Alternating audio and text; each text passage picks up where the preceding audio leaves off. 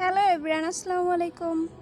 আমার মামি হচ্ছে চালের উপরে গার্ডেন করছে। দেখেন, তার মধ্যে হচ্ছে বেশিরভাগ হচ্ছে স্ট্রবেরি গাছের চারা লাগানো হয়েছে। আমি স্ট্রবেরি গাছ দেখার জন্য আসছি। এই যে এই বড় স্ট্রবেরি গাছের থেকে হচ্ছে রান্নার নিয়েছে, আর ওই যে ওইখানে হচ্ছে রান্নার থেকে চারা হয়ে গেছে, আবার আরেকটা রান্না নিতেছে, ওই যে দেখতে পাচ্ছেন। আর এই যেটা এখনো ছোট, এটা অবশ্য পরিচর্যা করা হইতেছে, অবশ্য ইনশাল্লাহ তাড়াতাড়ি বড় হয়ে যাবে। এই যেটাও দেখেন অনেক বড় হয়েছে, ফুল আসবে মনে হয়। আর এই যে এটা দেখার জন্য আসছি, দেখেন ছোট এই গাছটাও কিন্তু বেশি বড় না, তার মধ্যে দেখেন এই যে ফুল আসছে। আবার এই যে এইটা হচ্ছে ফুল পড়ে গেছে মনে হয়, পড়ে যেয়ে তারপর হচ্ছে স্ট্রবেরি আসতেছে। এর আগে হচ্ছে এটা ফুল ছিল কিছুদিন আগেও, ওইটা পরে যে ফুল এখন হচ্ছে স্ট্রবেরিতে পরিণত হইতেছে। আশা দেখতে অনেক সুন্দর লাগতেছে, দেখতেই পারছেন। আর এগুলো হচ্ছে ঘাস ফুল, এগুলো বইয়ের ভাষায় কি নাম আমি জানি না। আর এই যে গাঁদা ফুল বোনা হয়েছিল কিনে এনে, বাট মরে গেছে। মামি, এই গাঁদা ফুলেরই করবেন কবে? চারা ফলাইবেন? গাঁদা ফুল থেকে হচ্ছে চারা ফলানো হবে, এর জন্য এই ফুলগুলো হচ্ছে তুলে নিতেছি।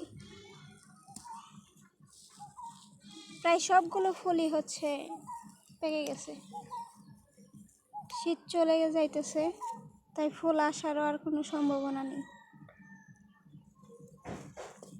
দেখতেই পাচ্ছেন এই গাছটা অনেক বড় হয়েছে। মামি, এটা রান্নাটা তাড়াতাড়ি করে কেটে দেন তো, ওটা চারা হইলে, তা নাহলে এত বড় গাছ ফুল আসবো না। ক্যাপসিকাম গাছে না শুধু ফুলই দেখি, ফল কো? ফল ফুল থাকতেছে না।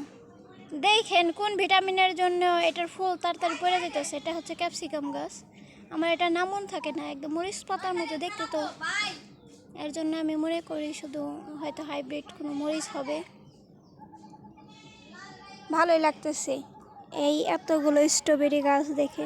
অবশ্য এতগুলো কোথায়, চারটা, তারপরেও নিজে কিনে এনে যত্ন করে একটা ফল হলেই ওটাই অনেক ভালো লাগে। 100 টাকা করে নিচ্ছে এক একটা চারার দাম। এই বড় চারার দামও 100 টাকা, এই ছোটোটার দামও 100 টাকা। যাই হোক, একটা ফল ধরলে তাও মনে হবে যে 100 টাকা সার্থক হয়েছে। দেখেন এই জায়গায় হচ্ছে জৈব সার ব্যবহার করছে। দিছেন চা পাতি দিছেন না, পরে আবার চা পাতি দেওয়া হয়েছে।